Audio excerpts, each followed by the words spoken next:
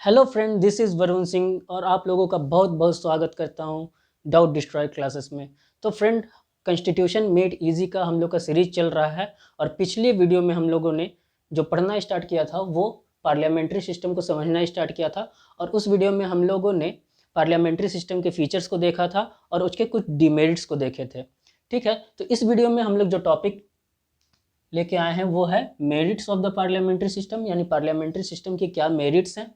उसके बाद जो हम लोग अगला पॉइंट देखेंगे वो देखेंगे रीजन ऑफ एडॉप्शन, यानी पार्लियामेंट्री सिस्टम को इंडिया ने क्यों अडॉप्ट किया, प्रेसिडेंशियल सिस्टम की तरफ हम लोग क्यों नहीं गए। ठीक है, उसके बाद जो हम लोग जानेंगे वो जानेंगे डिफरेंस, किसके बीच डिफरेंस जानेंगे, तो इंडियन पार्लियामेंट्री सिस्टम और यूके के पार्लियामेंट्री सिस्टम में क्या डिफरेंसेस है, उस डिफरेंसेस को जानेंगे। तो चलिए स्टार्ट करते हैं। तो सबसे पहले हम लोग मेरिट्स देखते हैं। तो मेरिट्स क्या है पार्लियामेंट्री सिस्टम की, तो पहला जो मेरिट्स है वो है harmony between legislature and executive, यानी एग्जीक्यूटिव बॉडी और जो लेजिस्लेटिव बॉडी है उसके बीच हार्मोनी क्रिएट होता है। ठीक है, हार्मोनी कैसे क्रिएट होता है, देखिए इस बात को समझें। हार्मोनी मतलब सब सर्वसहमति से काम करते हैं, हर कोई सर्वसहमति से काम करता है। तो एक हार्मोनी क्रिएट होता है किसके बीच, एग्जीक्यूटिव बॉडी के बीच और लेजिस्लेटिव बॉडी के बीच। देखिए जैसे कि हम लोग पिछले वीडियो में बात कर चुके हैं कि जो एग्जीक्यूटिव बॉडी होती है पार्लियामेंट्री सिस्टम में वो कहाँ से निकल के आती है, लेजिस्लेटिव बॉडी से। यानी जो एग्जीक्यूटिव बॉडी के अंदर जो मेंबर्स होते हैं वही मेंबर्स पाए जाते हैं कहाँ, लेजिस्लेटिव बॉडी में। चलिए इसको एक एग्जाम्पल समझते हैं। जैसे अगर बात करें लोकसभा की, लोकसभा में कितने मेंबर्स हैं, 545 मेंबर्स होते हैं, जिसमें 543 कैसे मेंबर्स होते हैं, इलेक्टेड मेंबर्स होते हैं, एंड 2 मेंबर्स आर नॉमिनेटेड। ठीक है, 2 मेंबर्स क्या होते हैं, नॉमिनेटेड होते हैं, जिसको प्रेसिडेंट साहब नॉमिनेट करते हैं एंग्लो इंडियन कम्युनिटी से। लेकिन ये प्रोविज़न हट चुका है, अब ये प्रोविज़न हट चुका है 104th कॉन्स्टिट्यूशनल अमेंडमेंट से। ठीक है, ये प्रोविज़न अब हट चुका है, यानी अब 2 जो मेंबर नॉमिनेट होते थे एंग्लो इंडियन कम्युनिटी से, अब वो नॉमिनेशन नहीं होगा लोकसभा के अंदर। ठीक है, अब जो मेंबर्स होंगे, जो स्ट्रेंथ होगी लोकसभा की वो कितनी होगी, 543, and those will be the elected members only. Right now suppose that these are the members in the Lok Sabha. These are the members in the Lok Sabha. I am marking it as a star. Right? These are the members in the Lok Sabha.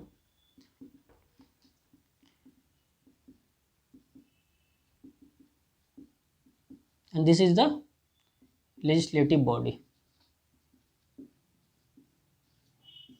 Now, what is the work of legislature? The work of legislature is to make laws. To make laws. Now, from this legislative body only, a body originate from this body only, and that body is known as the executive body. Right, executive body. और जो executive body के members होंगे वो भी कहाँ से उठ के आएंगे, लेजिस्लेटिव बॉडी से ही उठ के आएंगे। तो इसको भी हम स्टार मार्क ही करते हैं, क्योंकि जो मेंबर्स हैं वो सेम मेंबर हैं, जो लेजिस्लेटिव बॉडी में है वही एग्जीक्यूटिव बॉडी में है।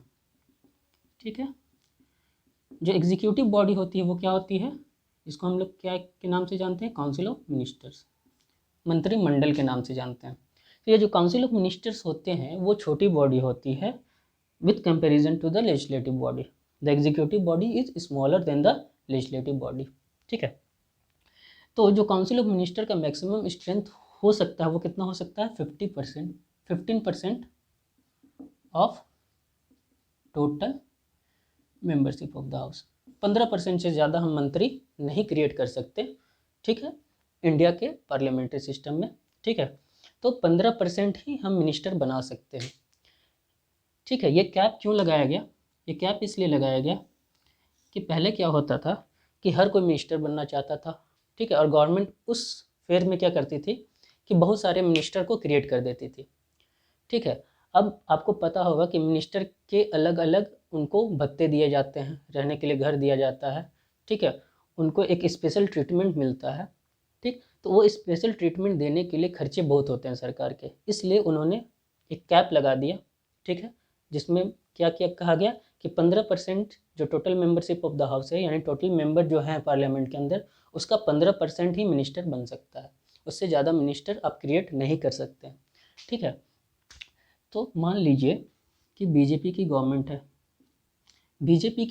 है, सपोज बीजेपी के पास जो सीट्स हैं लोकसभा के अंदर मान लेते हैं 315 हैं, यानी 545 मेंबर्स में से 315 मेंबर्स, सपोज कीजिए इतने मेंबर्स जो हैं वो बीजेपी के हैं, ठीक है, यानी बीजेपी फुल मेजोरिटी में है और वो गवर्नमेंट चला रही है। और जब बीजेपी फुल मेजोरिटी में आई तो बीजेपी की ही मेंबर जो होंगे वो एग्जीक्यूटिव बॉडी में भी होंगे, जो बीजेपी के मेंबर लेजिस्लेटिव बॉडी में है और गवर्नमेंट चला रहे हैं, वही मेंबर कहाँ होंगे, एग्जीक्यूटिव बॉडी में भी होंगे। यानी जो मेंबर ये है वही मेंबर यहाँ उठ के आएगा, जो मेंबर ये है वही मेंबर यहाँ उठ के आएगा। तो बीजेपी के सारे मेंबर जो लेजिस्लेटिव बॉडी के अंदर हैं, जरूरी नहीं है कि वो सारे मेंबर काउंसिल ऑफ मिनिस्टर के अंदर ही हो, ठीक है। कैप कितना है, 15% से ज़्यादा नहीं हो सकता। तो बीजेपी के मेंबर्स में से ही कुछ मेंबर्स को बनाया जाता है क्या, मिनिस्टर्स, ठीक है। और एक बड़ी बॉडी निकल के आती है जिसको हम लोग नाम से जानते हैं काउंसिल ऑफ मिनिस्टर, और इसमें से एक छोटी बॉडी निकल के आती है जिसको हम लोग कैबिनेट के नाम से जानते हैं, पहले ही बता चुके हैं आपको पिछले लेक्चर में, ठीक है। तो देखिए, जब एक ही पर्सन लेजिस्लेटिव का भी पार्ट है और एग्जीक्यूटिव का भी पार्ट है, तो दोनों के बीच हार्मोनी क्रिएट होगा, दोनों के बीच कन्फ्लिक्ट होने की संभावना बहुत कम होगी, क्योंकि जो लेजिस्लेटिव बॉडी का मेंबर है वही एग्जीक्यूटिव बॉडी का भी मेंबर है। इसको और अच्छी तरह से समझते हैं। सपोज कीजिए कि एग्जीक्यूटिव बॉडी के अंदर जो मेंबर हैं वो सारे मिनिस्टर्स हैं, ठीक है, और मिनिस्टर ही बिल लेके आते हैं जो बाद में चल के लॉ बनता है, एक्ट बनता है, ठीक है। सपोज करें कि इसमें से ये जो मेंबर है वो फाइनेंस मिनिस्टर है, ये मेंबर जो है वो होम मिनिस्टर है, क्लियर है। नाउ फाइनेंस मिनिस्टर एक बिल लेके आता है, मान लें फाइनेंस मिनिस्टर एक बिल लेके आता है, ठीक है। बिल लेके कहाँ आएगा, या तो लोकसभा या तो राज्यसभा। सपोज करें कि ये बिल लेके आता है कहाँ, लोकसभा के अंदर। तो इस बिल को अपोज करने वाले बहुत कम कोई होंगे लोकसभा के अंदर, क्योंकि मेजोरिटी में खुद कौन है, बीजेपी है, और बीजेपी की ही मेंबर लोकसभा में मेजोरिटी में है और उसी के मेंबर कहाँ है, एग्जीक्यूटिव बॉडी में भी है। तो जो मेंबर बिल लेके आएंगे वही मेंबर पाए जाएंगे, उन्हीं के पार्टी के मेंबर पाए जाएंगे कहाँ, लेजिस्लेटिव बॉडी में। तो उस बिल को अपोज करने वाला बहुत कम होगा, जो अपोजिशन होगी वही अपोज करेगी। लेकिन चूंकि मेजोरिटी में है लोकसभा के अंदर बीजेपी, तो ये बिल आसानी से पास हो जाएगा लोकसभा से। क्यों पास हो जाएगा, क्योंकि खुद बीजेपी मेजोरिटी में है, और बिल को कैसी मेजोरिटी चाहिए, कोई भी ऑर्डिनरी बिल को पास होने के लिए कैसी मेजोरिटी चाहिए, सिंपल मेजोरिटी। और ये सिंपल मेजोरिटी होता क्या है, half of present plus voting. तो एक सिंपल मेजोरिटी से कोई भी ऑर्डिनरी बिल पास होता है, और सिंपल मेजोरिटी को अटेंड करना बहुत ही आसान होता है एक मेजोरिटी पार्टी के लिए। एक मेजोरिटी पार्टी जो सरकार चला रही है उसके लिए बहुत आसान होता है। तो कोई भी बिल अगर लोकसभा के अंदर पेश होता है ऑर्डिनरी बिल, तो वो आसानी से पास हो जाएगा बिना कोई कन्फ्लिक्ट का। तो एक तरह से हम लोग देख रहे हैं कि हार्मोनी बना हुआ है किसके बीच, लेजिस्लेटिव बॉडी के बीच और एग्जीक्यूटिव बॉडी के बीच। तो इस तरह से एक हार्मोनी क्रिएट होता है, क्लियर है। दोनों पूर्व सहमति से काम करते हैं, पूरी तरह से सहमत होकर ही काम करते हैं, और इस तरह से एक हार्मोनी क्रिएट होता है पार्लियामेंट्री सिस्टम में, ठीक है। तो हार्मोनी किस तरह से क्रिएट हो रहा है पार्लियामेंट्री सिस्टम में, आपको समझ में आया, क्योंकि फ्यूज़न है लेजिस्लेटिव बॉडी और एग्जीक्यूटिव बॉडी का, फ्यूज़न है पार्लियामेंट्री सिस्टम में।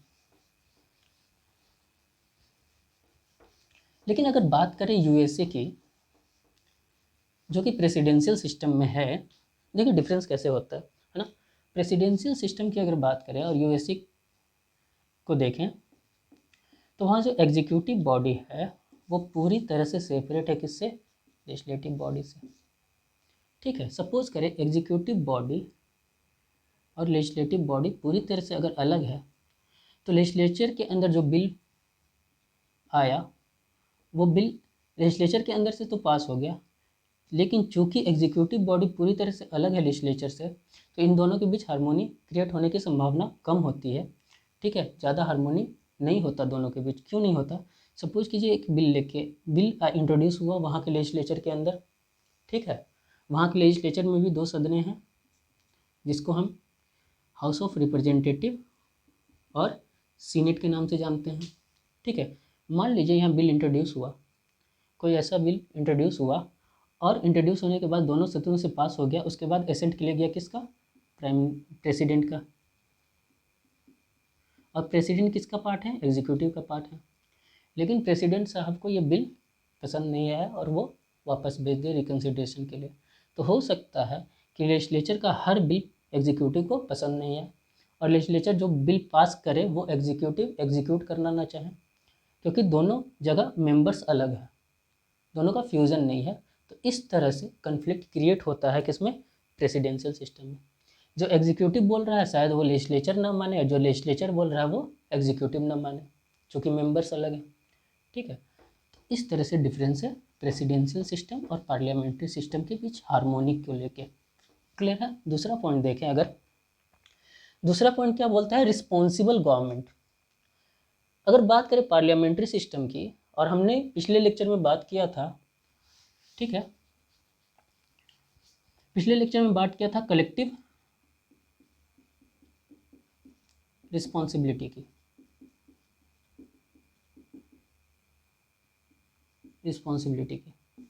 कलेक्टिव रिस्पॉन्सिबिलिटी कहने का मतलब क्या है, तो government is responsible to the legislature, the lower house of the Indian parliament. तो जो गवर्नमेंट होती है वो रिस्पॉन्सिबल होती है किसके प्रति, लेजिस्लेचर के प्रति। ठीक है, यानी उनका जो भी एक्ट होगा और जो भी पॉलिसीज़ होंगी, उस एक्ट और पॉलिसीज़ को लेके वो रिस्पॉन्सिबल होगी कहाँ, लोकसभा के अंदर। क्लियर है। यानी अगर गवर्नमेंट कोई भी एक्ट कर रही है, कोई भी पॉलिसी ला रही है, ठीक है, तो वो पॉलिसी और वो उनका एक्ट, वो उसके प्रति रिस्पॉन्सिबल होंगे किसके प्रति, लोकसभा के प्रति। यानी जो एक्ट आ रहा है क्या वो एक्ट सही है या नहीं है। ठीक है, देखिए लोकसभा के अंदर एक राउंड होता है क्वेश्चन आंसर राउंड,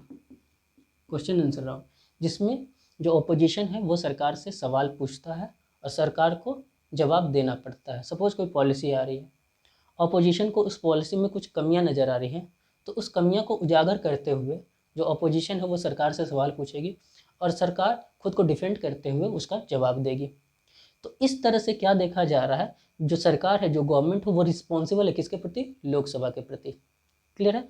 तो यहाँ हमको दिखता है रिस्पॉन्सिबिलिटी, एक रिस्पॉन्सिबल गवर्नमेंट देखने को मिलता है कि अगर गवर्नमेंट गलत करेगी तो फिर लेजिस्लेटिव ऑर्गन उसको क्या कर सकती है, गिरा सकती है। गवर्नमेंट को कैसे गिराएगी, नो कॉन्फिडेंस मोशन लाके, नो कॉन्फिडेंस मोशन लेके आएगी पार्लियामेंट के अंदर और उसके बाद सरकार को गिरा सकती है अगर सरकार का एक्ट और पॉलिसी सही नहीं है तो इस डर से सरकार क्या करती है, एक रिस्पॉन्सिबल गवर्नमेंट की तरह काम करती है। ठीक है, उनको हमेशा डर रहता है कि अगर मेरा एक्ट या पॉलिसी गलत हुआ तो अपोजिशन विरोध करेगा, नो कॉन्फिडेंस मोशन भी ला सकता है और मेरी सरकार गिर भी सकती है। इसलिए इस डर से सरकार क्या करती है, एक रिस्पॉन्सिबल गवर्नमेंट की तरह काम करती है। तो हमने देखा रिस्पॉन्सिबल गवर्नमेंट होता है किसमें, पार्लियामेंट्री सिस्टम में, क्योंकि वो रिस्पॉन्सिबल होते हैं लोकसभा के प्रति। लेकिन अगर बात करें प्रेसिडेंशियल सिस्टम में तो वहाँ रिस्पॉन्सिबल गवर्नमेंट नहीं होती है लेजिस्लेचर के प्रति। ठीक है, वहाँ रिस्पॉन्सिबल गवर्नमेंट नहीं होती लेजिस्लेचर के प्रति। जब हम प्रेसिडेंशियल सिस्टम के बारे में बात करेंगे तो और डिटेल में इस बात को समझेंगे, है ना। देखिए उसके बाद क्या है, रेडी अल्टरनेटिव गवर्नमेंट। एक अल्टरनेटिव हमेशा मौजूद होता है पार्लियामेंट्री सिस्टम में। सपोज करें, एग्जांपल लेते हैं कि नई सरकार बनी है, बीजेपी, एक कोलिजन गवर्नमेंट बना है, बीजेपी प्लस मान लेते हैं डीएमके। ठीक है, बीजेपी के पास 240 सीट आई थी, ठीक है, और डीएमके के पास मान लेते हैं 50 सीट थी। तो दोनों ने कोलिजन करके गवर्नमेंट बनाया। कितने सीट्स हो गए, 290। चाहिए थे कितने, 273।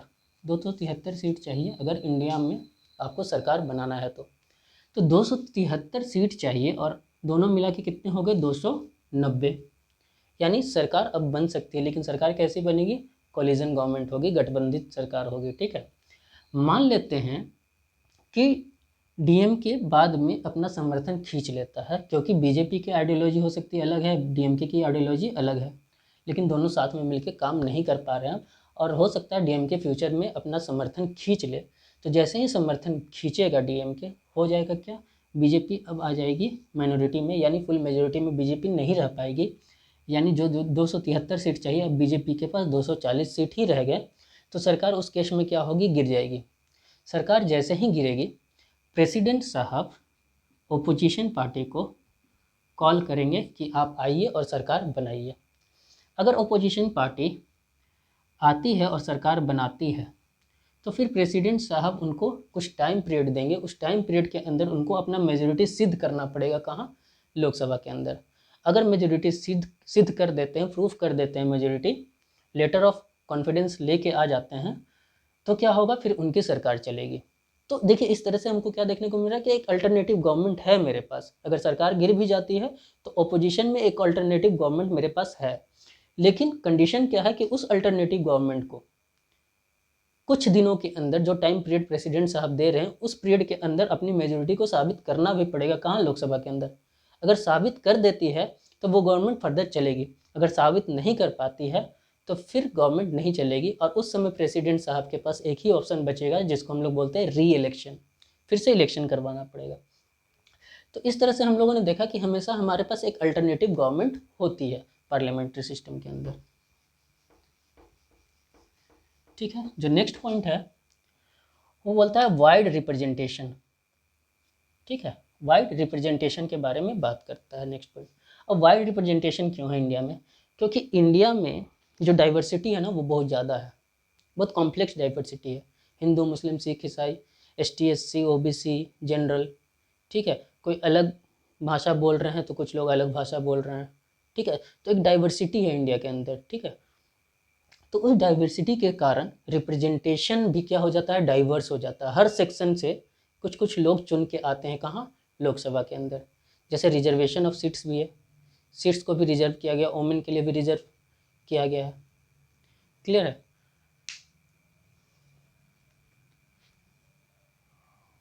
वोमेन के लिए जो सीट रिजर्व करने की बात चल रही है वो अभी तक हुआ नहीं है। ठीक है, लेकिन आने वाले फ्यूचर में हम लोग देखेंगे कि वोमेन के लिए भी सीट रिजर्व हो चुका है लोकसभा के अंदर। पंचायती राज में है वोमेन के लिए सीट रिजर्व, लेकिन अभी पार्लियामेंट के अंदर वोमेन के लिए कोई सीट रिजर्व नहीं है। क्लियर है, सीट रिजर्वेशन की बात चलती है, बात उठती है। ठीक है, उसके ऊपर भी डिबेट होता है कि वोमेन को रिप्रेजेंटेशन मिलना चाहिए पार्लियामेंट के अंदर भी। ठीक है, उसके लिए सीट का रिजर्वेशन होना ज़रूरी है, लेकिन अभी ऐसा कुछ हुआ नहीं है कि वोमेन के लिए भी सीट रिजर्व कर दिया गया हो, कहाँ, पार्लियामेंट के अंदर। लेकिन अगर हम लोग थर्ड टायर की बात करें, पंचायती राज की बात करें, म्यूनसिपैलिटीज़ की बात करें, तो हाँ वोमेन के लिए सीट रिजर्व है।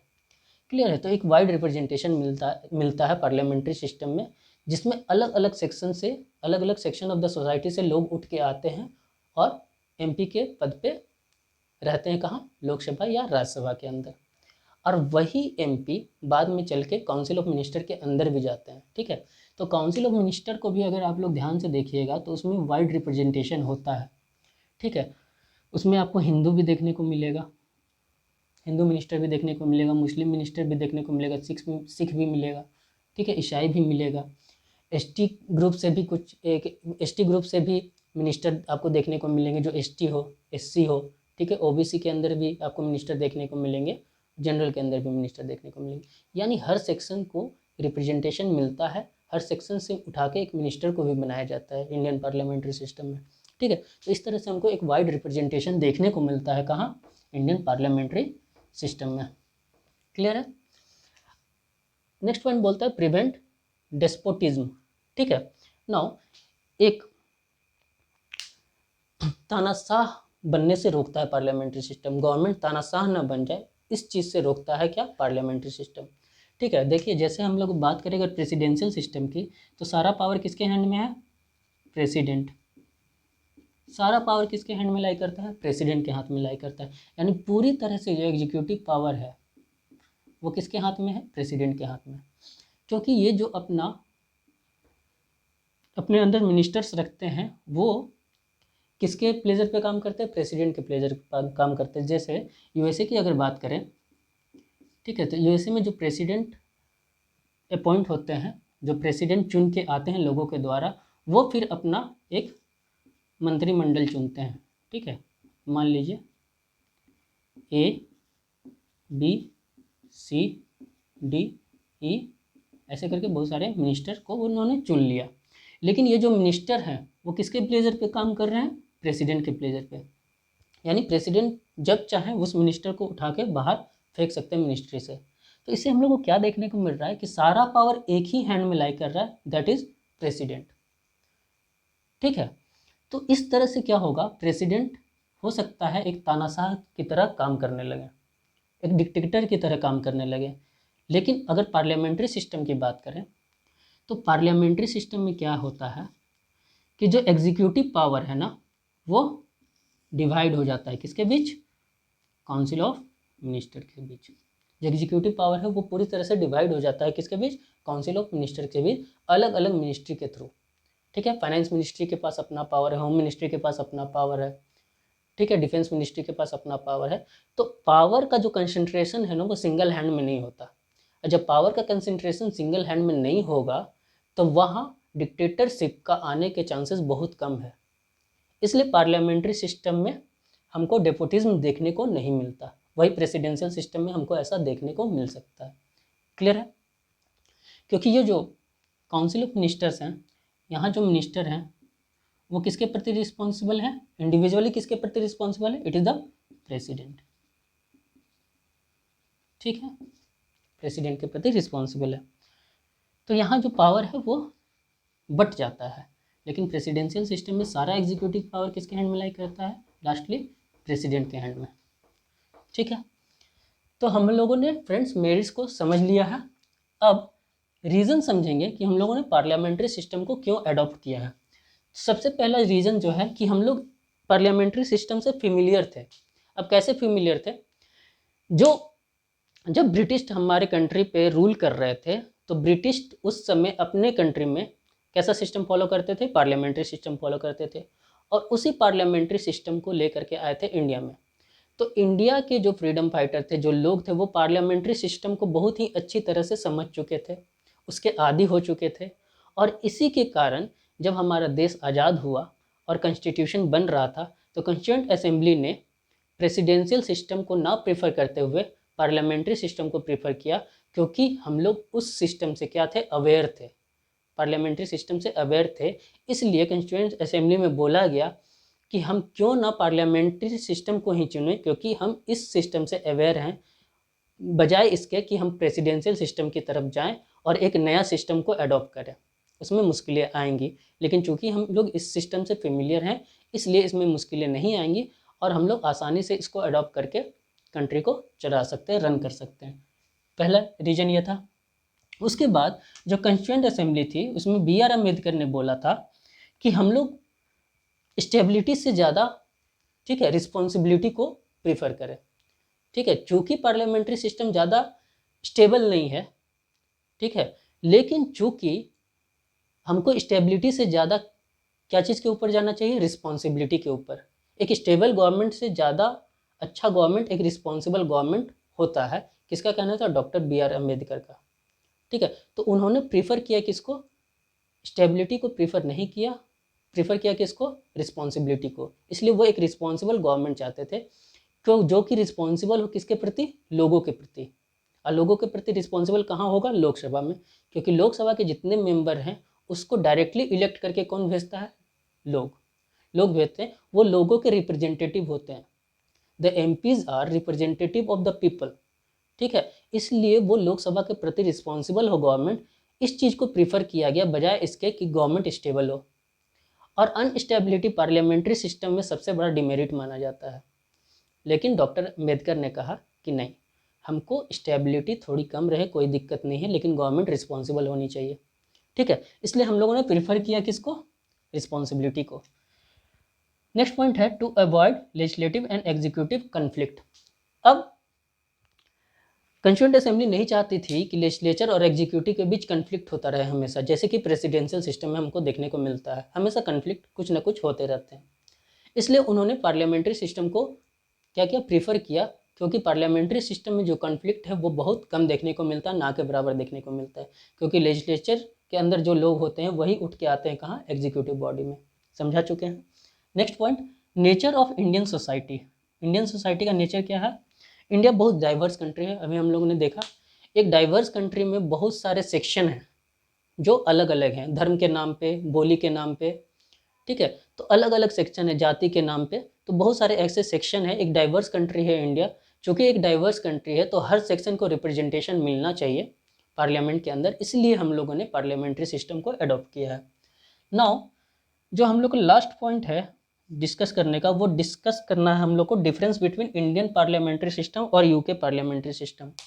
चूँकि हम लोगों ने पार्लियामेंट्री सिस्टम यूके से उठा के लिया अपने कॉन्स्टिट्यूशन में, यूके के कॉन्स्टिट्यूशन से उठा के लिया अपने कॉन्स्टिट्यूशन में, इसलिए हम लोग को दोनों के बीच डिफरेंस को जानना जरूरी है कि यूके में पार्लियामेंट्री सिस्टम और इंडिया का पार्लियामेंट्री सिस्टम में क्या डिफरेंसेस हैं, ठीक है। क्योंकि हम लोग ने किसी भी कॉन्स्टिट्यूशन के प्रोविज़न को डायरेक्टली उठा के इंडियन कॉन्स्टिट्यूशन में नहीं रख दिया। बहुत लोग बोलते हैं कि Indian constitution is a copy paste constitution, but this is not true. हम लोगों ने प्रोविज़न को चेंज करके अपने कॉन्स्टिट्यूशन के अंदर डाला है, एज इट इज़ नहीं डाल दिया उठा के। जो जो अच्छी बातें थी कॉन्स्टिट्यूशन के अंदर, अदर कॉन्स्टिट्यूशन के अंदर, उन बातों को हम लोगों ने थोड़ा मॉडिफाई किया या कुछ प्रोविज़न को डायरेक्टली उठा के डाला, पर उसी प्रोविज़न को डायरेक्टली उठा के डाला, उसी प्रोविज़न को मॉडिफाई किया जो प्रोविज़न बहुत अच्छे थे दूसरे कंट्री के अंदर, ताकि हमारा कॉन्स्टिट्यूशन एक बहुत अच्छा डॉक्यूमेंट बन पाए। तो जो लोग ये बोलते हैं कि हमारा कॉन्स्टिट्यूशन कॉपी पेस्ट है, ऐसा नहीं बोलना चाहिए, क्योंकि हमारे जो कॉन्स्टिट्यूंट असेंबली के मेंबर थे वो बहुत विद्वान लोग थे। और डॉक्टर B.R. अम्बेडकर के बारे में क्या बताएं आप लोग को, उनके पास इतनी डिग्रियां थी कि शायद आज के युग में उतनी डिग्रियां प्राप्त करना किसी एक इंडिविजुअल के लिए काफ़ी मुश्किल हो। तो वो लोग बहुत एजुकेटेड लोग थे, और उन पर ये आरोप लगा देना कि उन्होंने कॉन्स्टिट्यूशन को कॉपी पेस्ट किया है, बिल्कुल गलत है। नहीं, उन्होंने सिर्फ उस प्रोविज़न को अलग अलग कॉन्स्टिट्यूशन से उठाया जो प्रोविज़न वाकई में बहुत सुंदर थे, ताकि हमारा कॉन्स्टिट्यूशन भी बहुत एक अच्छा डॉक्यूमेंट बन पाए। क्लियर है? तो हम लोग देखते हैं डिफरेंसेस। जो पहला डिफरेंस है कि इंडिया एक रिपब्लिक कंट्री है, वहीं यूके का पार्लियामेंट्री क्या है, कॉन्स्टिट्यूशनल मोनार्क है। कहने का मतलब क्या, रिपब्लिक है। रिपब्लिक कहने का मतलब क्या, देखिए अगर कोई भी कंट्री का हेड ऑफ द स्टेट अगर इलेक्शन के थ्रू अपॉइंट होता है, इलेक्शन के थ्रू आता है, तो उस कंट्री को क्या बोलते हैं, रिपब्लिक कंट्री। अब हेड ऑफ द स्टेट कौन है इंडिया में, प्रेसिडेंट। और प्रेसिडेंट आते किसके थ्रू हैं, इलेक्शन के थ्रू आते हैं, हेरिडिटी बेसिस पे तो आते नहीं हैं, तो इलेक्शन के थ्रू आते हैं प्रेसिडेंट साहब। और इनका इलेक्शन होता है इनडायरेक्ट इलेक्शन, जहाँ लोग डायरेक्टली वोट करके प्रेसिडेंट साहब को नहीं चुनते, इसलिए इसको इनडायरेक्ट इलेक्शन बोला गया है। हम लोग को पता है कि जब हम एमपी को वोट करने जाते हैं तो हम लोग डायरेक्टली वोट करने जाते हैं एमपी के चुनाव में, ठीक है। लोकसभा के चुनाव में अगर हमको एमपी को चुनना होता है तो हम लोग अपने अपने कंस्टिट्यूएंसी के अंदर जाते हैं और वोट करके आते हैं, तो वो डायरेक्ट इलेक्शन हुआ जहाँ लोग खुद जाके वोट करके आ रहे हैं। लेकिन प्रेसिडेंट साहब के इलेक्शन में आप लोगों ने कभी ऐसा सुना ना होगा, ना आप लोगों ने ऐसा प्रोसेस किया होगा कि आप खुद से जा रहे हो और प्रेसिडेंट साहब को बटन दबा के जिता रहे हैं, नहीं। तो प्रेसिडेंट साहब का इलेक्शन जो होता है वो इनडायरेक्ट होता है, जो हमारे रिप्रेजेंटेटिव है हमारे बिहाफ पे वोट करते हैं, किसको, प्रेसिडेंट साहब को। तो यहाँ जो प्रेसिडेंट साहब है वो भी एक इलेक्शन के थ्रू ही आ रहे हैं। किसी भी स्टेट में अगर हेड ऑफ द स्टेट अगर एक इलेक्शन के थ्रू आए तो उस स्टेट को क्या बोलते हैं, रिपब्लिक। लेकिन वही यूके के पार्लियामेंट्री सिस्टम में जो हेड ऑफ द स्टेट है वो क्या कौन होता है, या तो किंग या तो क्वीन, और ये हेरिडिटी बेसिस पे आते हैं, हेरिडिटी बेसिस पे आते हैं, ठीक है। क्वीन मर गया तो उसका क्वीन मर गई तो उसकी बेटी क्वीन बन जाएगी या उसकी पोती क्वीन बन जाएगी, ठीक है। अगर किंग मर गया तो उसका बेटा क्वीन बन जाएगा, इसका पोता क्वीन बन जाएगा, किंग बन जाएगा, ठीक है। तो एक हेरिडिटी बेसिस पे चलता है, हेरिडिटी बेसिस पे। पर इंडिया में इलेक्शन के थ्रू होता है हेड ऑफ द स्टेट का चुनाव, ये पहला डिफरेंस था। दूसरा डिफरेंस,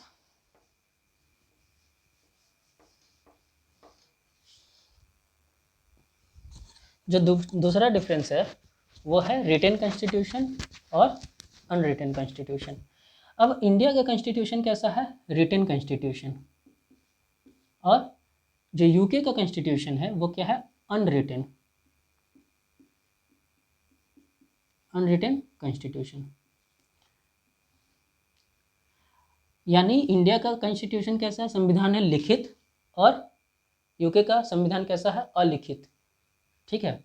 लेकिन यहाँ बिल्कुल कंफ्यूज मत होइएगा, इंडिया का कॉन्स्टिट्यूशन लिखित कॉन्स्टिट्यूशन है, कहने का मतलब सारे प्रोविज़न लिखे हुए हैं।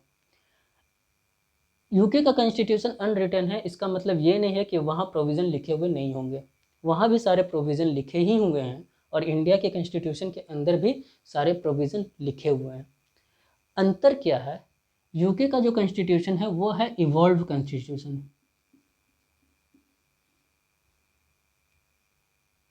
और इंडिया का जो कॉन्स्टिट्यूशन है उसे कॉन्स्टिट्यूएंट असेंबली ने, ठीक है, कॉन्स्टिट्यूएंट असेंबली ने मिलकर बैठकर बनाया था। तो दोनों में अंतर क्या है कि ये इवोल्यूशन के थ्रू आया है,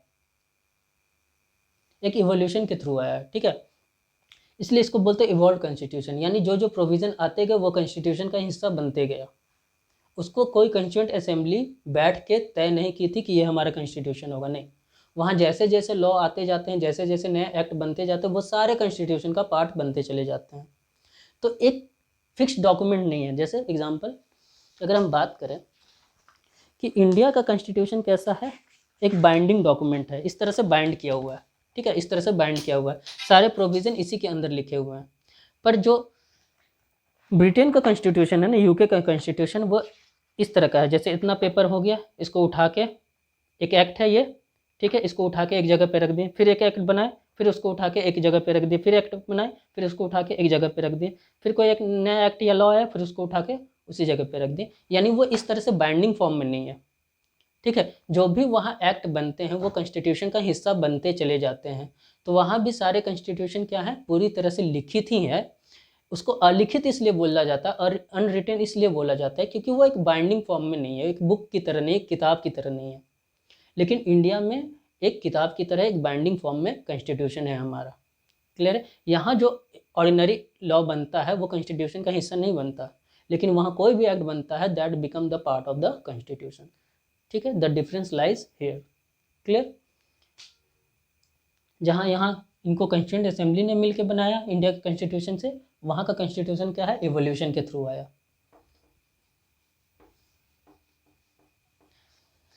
तीसरा पॉइंट जो है, इंडिया में जो कॉन्स्टिट्यूशन है वो सुप्रीम है और वहाँ पार्लियामेंट क्या है, सुप्रीम है। अगर बात करें इंडिया के पार्लियामेंट की, इंडियन पार्लियामेंट की और यूके के पार्लियामेंट की, तो दोनों में डिफरेंस क्या है ना, यूके का पार्लियामेंट क्या है, सुप्रीम है, पूरी तरह से सॉवरेन बॉडी है, 100% सॉवरेन बॉडी, और सुप्रीमेसी भी सबसे ज़्यादा यूके के पार्लियामेंट के पास ही है, क्लियर है। लेकिन इंडिया में ऐसा नहीं है, इंडिया की पार्लियामेंट पूरी तरह से सॉवरेन नहीं है और पूरी तरह से सुप्रीम नहीं है, ठीक है। इंडिया की पार्लियामेंट अब सुप्रीम क्यों नहीं है पूरी तरह से, क्योंकि इंडिया के अंदर बहुत सारे ऐसे प्रोविज़न हैं जो पार्लियामेंट को कहीं ना कहीं रोकता है, रिस्ट्रिक्ट करता है, जैसे फेडरल सिस्टम का कंसेप्ट, जैसे फंडामेंटल राइट्स का कंसेप्ट, जैसे जुडिशियल रिव्यू का कंसेप्ट। ये सारे प्रोविज़न ऐसे हैं इंडियन कॉन्स्टिट्यूशन के अंदर जो पार्लियामेंट को सुप्रीम होने नहीं देता। सपोज कीजिए पार्लियामेंट ने कोई एक लॉ लेके आया जो कि फंडामेंटल राइट्स के अगेंस्ट है, फंडामेंटल राइट्स के प्रोविज़न के अगेंस्ट है, तो ये लॉ क्या हो जाएगा, वॉइड हो जाएगा, या तो इसके ऊपर डॉक्ट्रिन ऑफ इक्लिप्स लग जाएगा, ठीक है। फंडामेंटल राइट को हर्ट करने वाला कोई ऐसा लॉ इंडिया के अंदर चल ही नहीं सकता, ठीक है।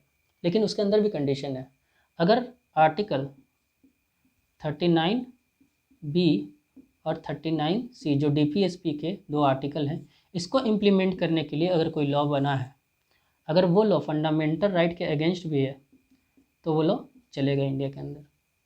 लेकिन इस एक्सेप्शन के अलावा कोई भी लॉ अगर फंडामेंटल राइट के अगेंस्ट है तो उसके ऊपर क्या लग जाएगा, डॉक्ट्रिन ऑफ इक्लिप्स, या तो उसको कोर्ट क्या करेगी, जुडिशियल रिव्यू ले लेगी उस लॉ के ऊपर और उसको वॉइड कर देगी, ठीक है।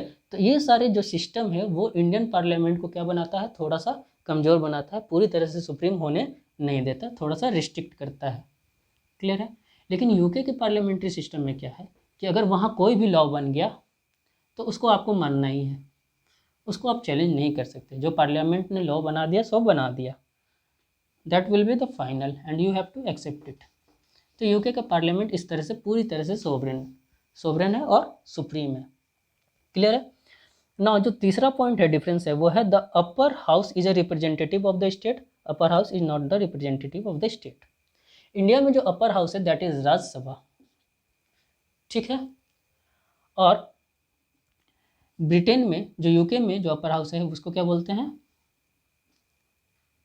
House of Lord. इंडिया में जो अपर हाउस है राज्यसभा, वो किसका रिप्रेजेंटेशन करता है, स्टेट्स का। सारे स्टेट के अंदर से कुछ लोग चुन के जाते हैं जो मेंबर बनते हैं किसका, राज्यसभा का। क्लियर है।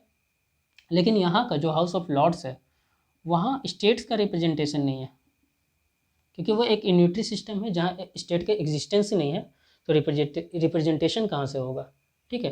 तो वहाँ जो हाउस ऑफ द लॉर्ड्स है वहाँ स्टेट का रिप्रेजेंटेशन नहीं है, पर इंडिया में जो राज्यसभा है अपर हाउस है वहाँ स्टेट का रिप्रेजेंटेशन है। यानी सारे स्टेट को रिप्रेजेंटेशन कहाँ मिलता है, इंडियन पार्लियामेंट्री सिस्टम में, राज्यसभा में। लेकिन चूँकि यूके यूनिटरी सिस्टम पे काम करती है, फेडरल सिस्टम तो है नहीं, इसलिए यूके के अंदर जो अपर हाउस है वहाँ स्टेट्स का रिप्रेजेंटेशन नहीं है, ठीक है। नेक्स्ट पॉइंट कि फेडरल सेटअप है और यूनिटरी सेटअप है। इंडिया का जो सेटअप है वो क्या है, फेडरल है। पहले के लेक्चर में बहुत बार डिस्कस कर चुके हैं सेटअप। और जो यूके का सेटअप है वो क्या है, यूनिटरी। फेडरल सेटअप कहने का मतलब अगर नट सेल में समझे तो क्या है कि यहाँ डुअल गवर्नमेंट पाई जाती है, एक सेंटर पे और एक स्टेट के अंदर, और दोनों के बीच क्या है, पावर का डिवीजन है, डिवीजन ऑफ पावर। पावर पूरी तरह से डिवाइड कर दिया गया है दोनों के बीच, ठीक है। पिछले के लेक्चर देखिएगा, अगर आप नहीं देखे हैं तो ये सारे कंसेप्ट मैंने पहले ही क्लियर कर चुका हूँ। यूनिटरी सिस्टम में क्या होता है, सिर्फ सेंटर होता है और सेंटर के पास ही सारा पावर लाई करता है। अगर वहाँ स्टेट क्रिएट भी होते हैं तो स्टेट क्या होते हैं, कहाँ से पावर डिराइव करते हैं, सेंटर से डिराइव करते हैं। पर यहाँ क्या होता है, फेडरल सिस्टम में सेंटर और स्टेट दोनों अपना पावर कहाँ से डिराइव करते हैं, कॉन्स्टिट्यूशन से। पर यहाँ सेंटर कॉन्स्टिट्यूशन से पावर ड्राइव करता है, पर स्टेट कॉन्स्टिट्यूशन से पावर नहीं ड्राइव करता। वहाँ सेंटर अपना पावर को डाइल्यूट करके किसको सौंपता है, स्टेट को सौंपता है। इसलिए यहाँ स्टेट सेंटर के अंडर काम करते हैं, पर यहाँ स्टेट सेंटर के अंडर काम नहीं करता, वो पूरी तरह से इंडिपेंडेंट है। क्लियर है। तो इंडियन पार्लियामेंट्री सिस्टम में इंडिया क्या है, फेडरल सेटअप पे चलता है, और जो यूके है वो यूनिटरी सेटअप पे चलता है, ठीक है। अब इंडियन पार्लियामेंट्री सिस्टम में जो प्राइम मिनिस्टर होते हैं वो या तो लोकसभा के मेंबर हो सकते हैं या तो राज्यसभा के मेंबर हो सकते हैं। दोनों में से किसी सदन का मेंबर को प्राइम मिनिस्टर बनाया जा सकता है इंडिया के अंदर।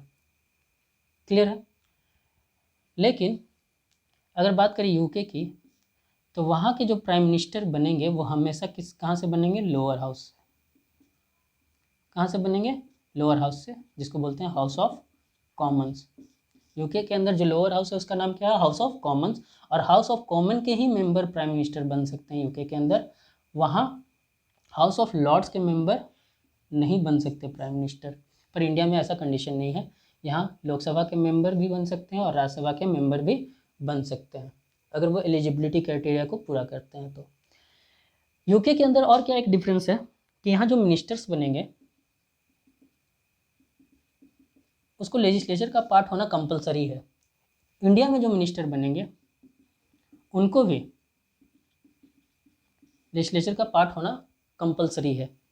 लेकिन दोनों के बीच एक छोटा सा डिफरेंस है, क्या कि यहाँ कोई व्यक्ति, बाहरी व्यक्ति को भी मिनिस्टर बनाया जा सकता है। सपोज कि जो ना तो लोकसभा का हिस्सा है और ना तो राज्यसभा का हिस्सा है, इसको भी मिनिस्टर बनाया जा सकता है। पर ब्रिटेन में ऐसा कभी नहीं हो सकता, यूके के अंदर ऐसा कभी नहीं हो सकता। लेकिन कंडीशन क्या है कि ये जो ए व्यक्ति को बनाया गया मिनिस्टर, उसको 6 मंथ के अंदर या तो लोकसभा का पार्ट बन जाना पड़ेगा या तो राज्यसभा का मेंबर बन जाना पड़ेगा। तो एक छोटा सा डिफरेंस और था, ठीक है। नाउ नेक्स्ट पॉइंट, जो लास्ट पॉइंट है हम लोग का, वो है शैडो कैबिनेट का कंसेप्ट। जैसा कि हम लोगों ने बताया आपको कि काउंसिल ऑफ मिनिस्टर के अंदर से एक बॉडी निकल के आती है जिसको हम लोग बोलते हैं कैबिनेट। एक छोटी बॉडी होती है, ठीक है। नाउ कैबिनेट, जैसे इंडियन पार्लियामेंट्री सिस्टम में कैबिनेट का कंसेप्ट है, उसी तरह यूके पार्लियामेंट्री सिस्टम में भी एक कैबिनेट का कंसेप्ट है, ठीक है। लेकिन इसके साथ एक और कंसेप्ट क्या है यूके के अंदर, कि एक शैडो कैबिनेट भी होता है। पर यह शैडो कैबिनेट इंडिया के अंदर नहीं देखने को मिलता है। अब शैडो कैबिनेट होता क्या है, जैसे वहाँ रूलिंग पार्टी है, रूलिंग पार्टी ही मिनिस्टर्स बनाते हैं, जैसे रूलिंग पार्टी के ही मिनिस्टर्स होते हैं, जैसे A B C D E ministers हैं ये सारे। सपोज ए के पास होम मिनिस्ट्री है, बी के पास फाइनेंस मिनिस्ट्री है, सी क्या है फॉरेन अफेयर्स मिनिस्ट्री है, डी के पास डिफेंस मिनिस्ट्री है, ठीक है। ये क्या है एजुकेशन मिनिस्ट्री है इसके पास। तो इस तरह से पोर्टफोलियो का डिवीज़न होता है। नाउ इंडिया के अंदर भी ऐसे ही पोर्टफोलियो का डिवीज़न होता है अलग अलग मिनिस्ट्री के अंदर। लेकिन इस यूके के अंदर एक कंसेप्ट चलता है जिसको हम लोग बोलते हैं शैडो कैबिनेट। जो रूलिंग पार्टी है उसके मिनिस्टर तो मिनिस्टर हैं ही, मिनिस्टर की तरह काम करेंगे ही, लेकिन जो अपोजिशन है, अपोजिशन पार्टी, वो हर मिनिस्ट्री का एक शैडो बना के रखेगा। यानी यहाँ जो प्राइम मिनिस्टर होंगे यूके के अंदर, उसका एक शैडो होगा अपोजिशन के अंदर, अपोजिशन और ये रूलिंग पार्टी के जो पीएम होंगे उसका एक शैडो होगा, जिसको हम लोग शैडो पीएम बोलेंगे। शैडो पीएम जो एक अपोजिशन का लीडर होगा वो क्या कहलाएगा, शैडो पीएम कहलाएगा। उसी तरह होम मिनिस्टर का एक शैडो होम मिनिस्टर होगा, उसी तरह फाइनेंस मिनिस्टर का एक शैडो फाइनेंस मिनिस्टर होगा, ठीक है। उसी तरह हर मिनिस्ट्री का एक शैडो वहाँ क्रिएट होता है। और इस शैडो का काम क्या है कि जो प्राइम मिनिस्टर जो काम कर रहे हैं उस काम के ऊपर चेक एंड बैलेंस करना, प्राइम मिनिस्टर के वर्क को चेक एंड बैलेंस करना, इनके जो पॉलिसीज़ हैं उसको स्क्रूटनाइज करना। जैसे होम मिनिस्टर कोई पॉलिसी लेके आए तो शैडो होम मिनिस्टर जो शैडो कैबिनेट होगी उसको स्क्रूटनाइज करेगी, उसको चेक करेगी, ठीक है। तो ये कंसेप्ट चलता है कहाँ, ब्रिटेन के अंदर। और चूँकि ये कॉन्सेप्ट चलता है तो ये मेंबर जो होते हैं, जो अपोजिशन पार्टी के मेंबर होते हैं, वो तैयार हो रहे होते हैं कि वो कभी भी मौका मिले तो तुरंत मिनिस्ट्री को संभाल सकते हैं, मिनिस्टर बन सकते हैं, और उनको दिक्कतें भी नहीं आएंगी क्योंकि वो सारे काम को देखते रहते हैं जो कि रूलिंग पार्टी कर रही है, ठीक है। तो वो फ्यूचर मिनिस्टर बोला जाता है उनको, कि फ्यूचर में वो मिनिस्टर हो सकते हैं क्योंकि उनको सारा काम समझ में आ जाता है। पर इंडिया के अंदर ये कंसेप्ट नहीं है। क्लियर है? चलिए, तो आज का लेक्चर यहीं तक था। नेक्स्ट लेक्चर में हम लोग प्रेसिडेंशियल सिस्टम को समझना स्टार्ट करेंगे।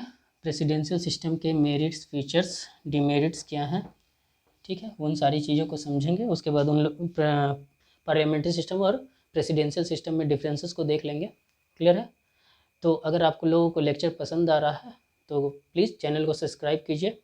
आगे आने वाले लेक्चर और भी खूबसूरत होंगे जब हम लोग बात करेंगे डॉक्ट्रिन ऑफ इक्लिप्स की, जब हम लोग बात करेंगे डॉक्ट्रिन ऑफ बेसिक स्ट्रक्चर की, अलग अलग केसेस को जानेंगे, तो लेक्चर और भी इंटरेस्टिंग होगा, ठीक है। तो अगर अच्छा लग रहा है तो चैनल को सब्सक्राइब कीजिए, लाइक का बटन दबाइए और घंटा ज़रूर दबा दीजिएगा ताकि हर नोटिफिकेशन आपके पास पहुंच सके जो नए वीडियो आएंगे, ठीक है। और कमेंट देना बिल्कुल मत भूलिएगा। अगर आप लोग कमेंट देते हैं ना तो उससे एक मोटिवेशन मिलता है, और उस मोटिवेशन के थ्रू हम और मेहनत से काम करेंगे आप लोगों के लिए, और अच्छे अच्छे लेक्चर लेके आएंगे, ठीक है। तब तक के लिए नमस्कार, धन्यवाद, जय हिंद।